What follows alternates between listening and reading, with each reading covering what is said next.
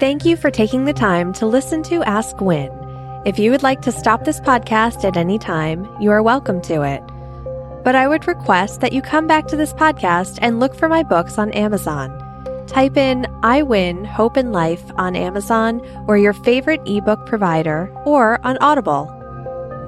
Welcome to Ask Win, everyone. Tonight with me, I have Alexia. Alexia is an independent filmmaker, and she's won several awards, I think, for her films. And so basically, we're going to be talking about the Me Too movement with Alexia. And I would suggest if you have kids in the car when you guys hear this tomorrow morning, don't listen to this because it's the Me Too movement is a pretty scary subject. I mean, what happened, and we're all trying to get over it, especially in the independent film industry. But enough of my PSA. I'm going to let Miss Alexia take it away. Thank you so much. It's great for you to have me on the show, and I'm excited to get to know you more as well. Well, you are so welcome. And Alexia, please explain to my fan base why you got into independent filmmaking. Sure. Well, it started when I was younger. I was super shy, and I was lucky that my mother put me into acting classes when I was 11 years old, and I liked it a little bit too much, and so that led to theater, then to film, then to deciding that I want to create films as my art. And so I then was led to go to a school called the State University of New York at Purchase. And I was a new media major, and I just loved every minute of it because it was working as a team and a family. So I just dove in to the independent film scene in New York, and I got to work with female filmmakers, distributors, film festivals, and then hop around to different international film festivals like Sundance, Toronto, Cannes, Berlin, and then start making my own short films, as well as creating my own film festivals. So I'm very lucky that I get to do what I love still today, but it's definitely attributed to a supportive, environment that, right now is a good time to be a creator. Now, okay, let's be realistic here. Independent films are on a tighter budget than the traditional box office film. Are you finding that you're losing actors and actresses left, right, and center because of the Me Too movement and because of the small budget film? I always look at the positive in things, and I think one thing that the Me Too movement has done is just shined a light on what was already happening, but people weren't talking about it. They were talking about it, but just behind closed doors. It was, everybody knew what was happening, but they were too afraid to share it in the public eye, because of embarrassment and fear. And so thankfully that veil has, pretty much come off. I'm sure there's lots of veils still on, but, it has brought up the case of, and we've been talking about this for some time, but because of the Me Too movement, we've been talking about also just female empowerment on the higher levels of basically what we call above the line, leadership roles in films.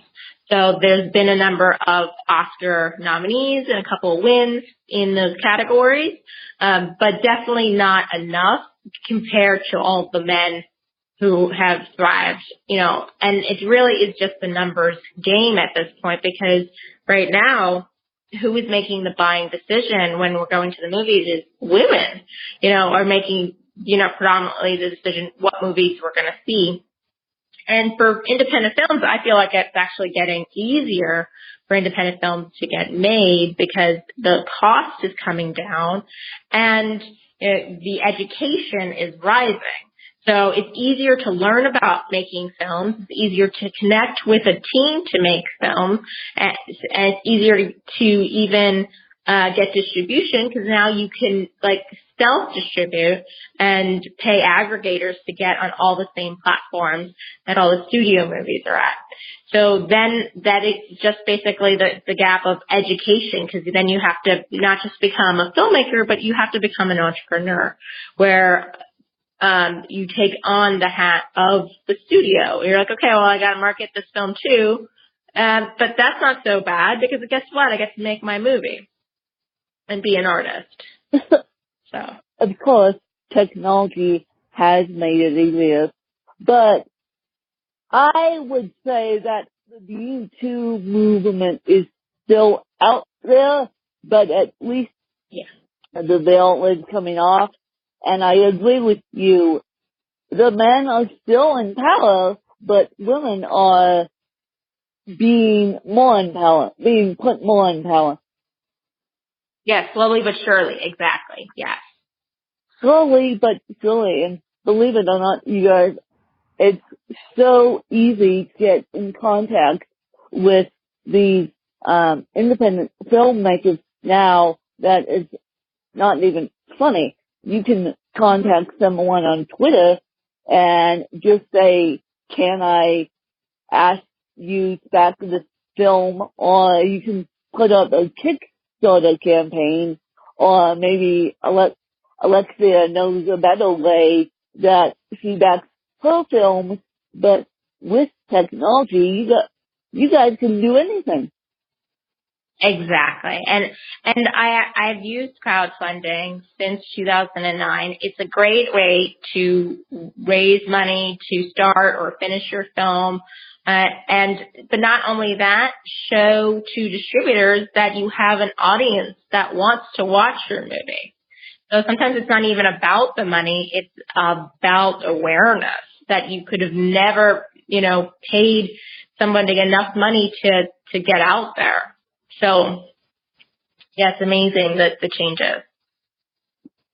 It's about the awareness, and the Netflix wants to see the return on investment quicker than they would the actual movie. They want to see, well, would this be a benefit for us? And Hulu is the exact same way. So if you come with the backing already, you're getting your foot in the door quicker than the person without the backing.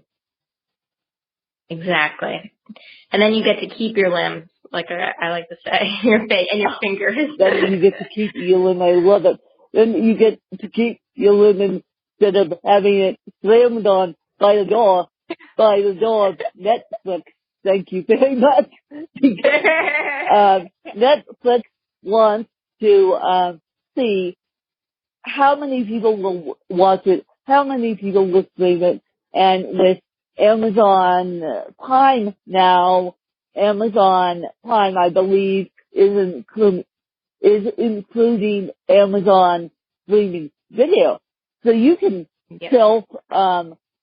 do a video or self-publish a book now and just do it that way. That's how I do all my books, except now I have a publishing deal.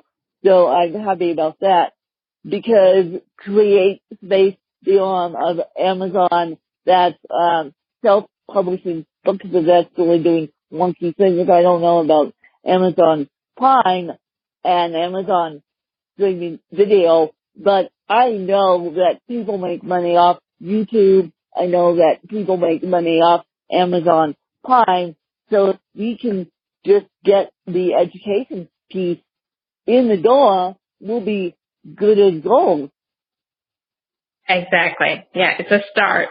So like it takes momentum, it takes time, but I was just talking to my friend about like it's all about practicing because as you practice, you get better.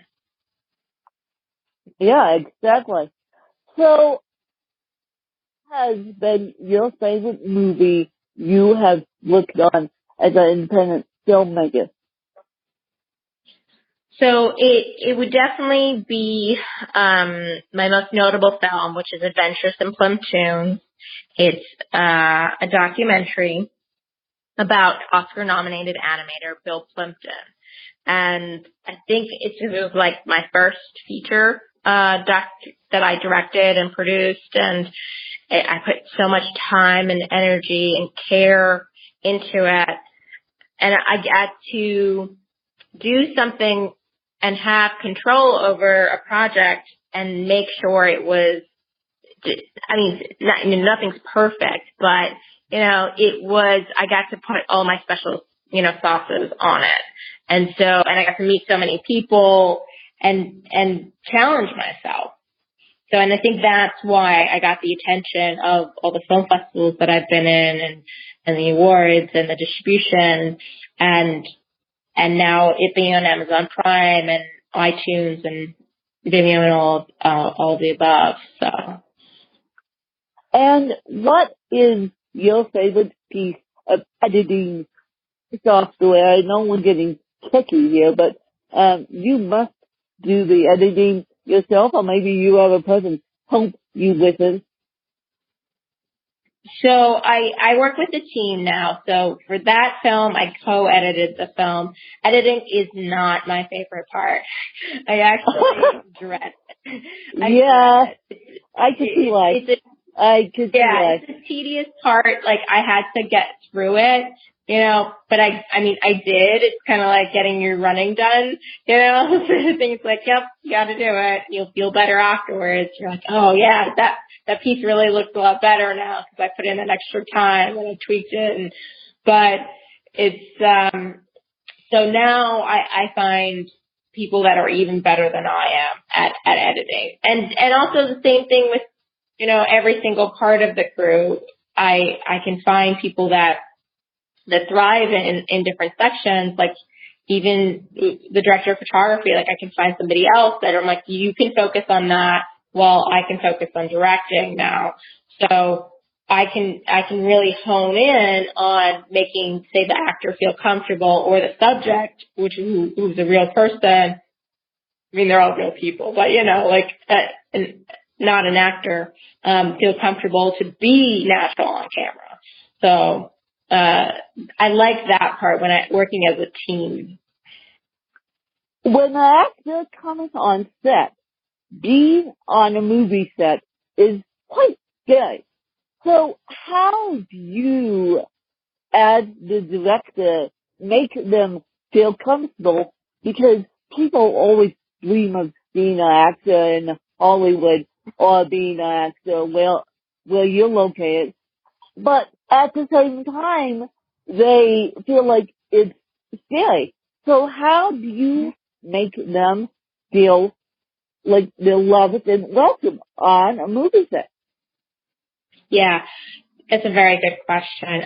There's lots of different ways. And I was taught, well, one, like physical touch is one way you can make somebody feel comfortable. So with a handshake or with a hug, just that little simple gesture or like a hand on a shoulder sort of thing.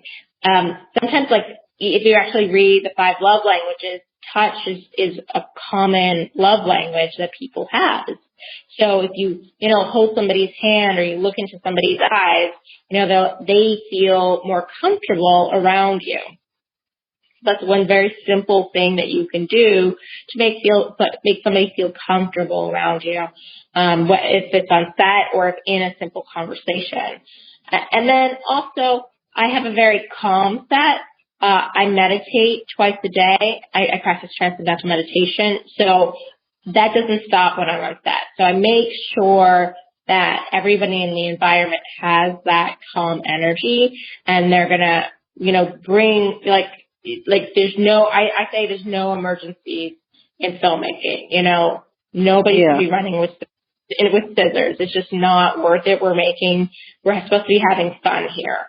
So yeah, I'll wake up, like we'll wake up early to get the shot, you know, if we have to get a morning, like the sun rising sort of thing. But once, you know, since we have to get up so early, okay, it's nap time. You know, we're going to take a little mini siesta and then we'll go back to work to get the rest of the shots in. So I make it fun. And because of that ease, we're able to get the scenes in a lot faster because it's not like, oh my gosh, we only have so much time in the day. We have to get so many scenes done today and so many lines and this and that. Like I do a lot of improv, and actually one film, Little Fishes, which I'm doing a director's cut now, I had an actor on who he had to play my boyfriend in the scene, and he didn't have that much experience. He had experience with improv, but not as much on film. So we did just a simple exercise where we said the same word back to each other. It's a little improv game. It's really simple. And we just said alphabet. So I said alphabet, and he said alphabet back, and like alphabet. And we just had this silly dialogue of just alphabet, saying that one word, and we got connected. So we were connected in the morning, and then we had all day of multiple locations, multiple scenes, literally like instant connection. So we were able to act as boyfriend and girlfriend on set for the day, you know. And then how cool is that? How cool is that? Yeah, how cool is that? Just make it as calm as you can. And now, most people are going to think I'm nuts when I say make movies that's calm, but in independent films, you can make it calm. The big picture, movies, you can't necessarily make it calm.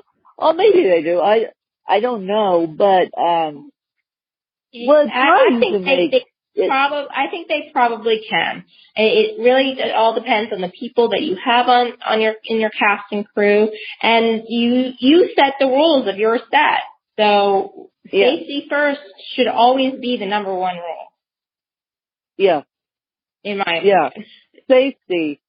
Safety first, and number two, second is probably having fun too, because if people are having fun while they're working, they can get a heck of a lot more work done while they're having fun without even thinking about it. Yeah. So, if you had to be educated by anyone, inside or outside your field, who would it be and why? Oh, inside or outside the industry? Inside or outside the industry, or in the industry. I know you have idols in the industry, so you can do inside the industry or outside the industry. Yeah, that's a good question. So inside the industry, like I would definitely pick Miranda July. I love how she's a filmmaker, a writer, a performance artist, and like an artist in general. And so I love how she wears multiple hats. And outside the film industry, I would love to have a conversation with Cindy Sherman. She's in the art world, and she's a photographer, and I just love what she does politically and how she shows many portraits of women in society as commentary. So would love to have a conversation with Cindy Sherman. So those are two people that I would choose. I thought you were going to say something like Steven Spielberg. Nope. You I'm sure I'll industry. Have him too.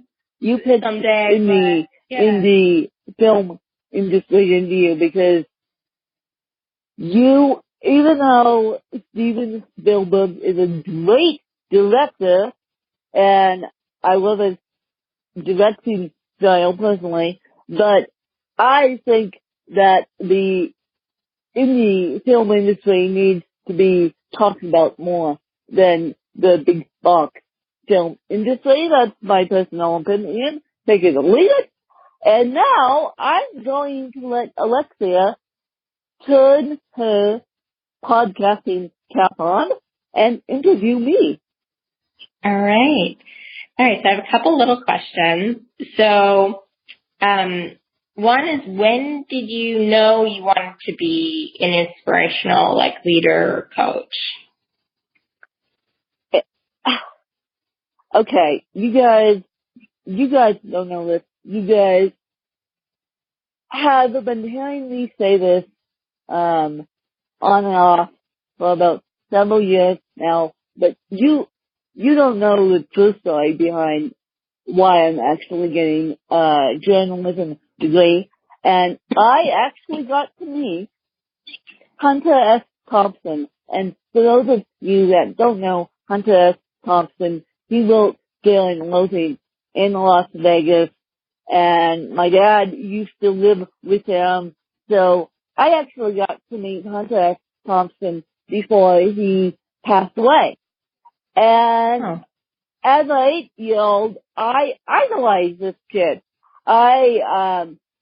Even though I was the typical kid that said I wanted to go into teaching kids, and at the time I was teaching my dolls, but my second career was journalism after me, Hunter S. Thompson. And he, the goofball that he was, said, "Win, be careful of that." And this was at his house, too, up in Allen Creek, which is 5 minutes away from me. And so I thought, well, someday I'm going back to either be a teacher or journalist. Well, my first degree was in, and still is in, teaching. My second degree, I decided after I lost my mom to a school-leaking brain aneurysm / meningitis that the heck with it, I'm going back to journalism school. She gave me the blessing from a medically induced coma to write I Come a Win. I don't think she gave me the blessing to go back to journalism school, but I said, the heck with it, I'm going back to journalism school because as I was 8 years old, I got to meet a very famous journalist, and that's what instilled this fire in me to be a journalist with cerebral palsy. And what do you like to do for fun?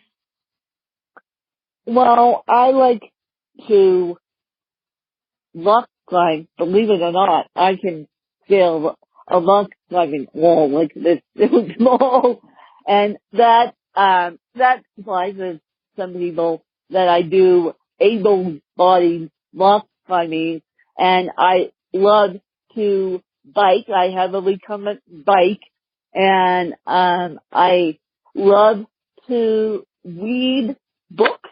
And actually, if I get a good movie on, I can sit there and watch a good movie. But basically, other than working journalism and other than teaching, I like to rock climb. And that will surprise most people because they would think, when rock climbing, he would fall right over. But I don't. And luckily I have a teacher who's an expert at it, more than I am. But the first day I went to rock climb, I'm like, hello, my name is Win. I have cerebral palsy, aka I'm not afraid of heights. He just looks at me and says, let's do this. And I'm like, what are you planning on doing with me? So that's what I've been doing since April. Since the end of ski season, I've been rock climbing. Of course, I'll give it up in the winter. to snowboard, but other than that, rock climbing is one of those things where it takes you out of your element. You have to both use mental powers and your legs, and it's a great cardio workout too. Yeah. Fun. That does sound like. It's just so much fun.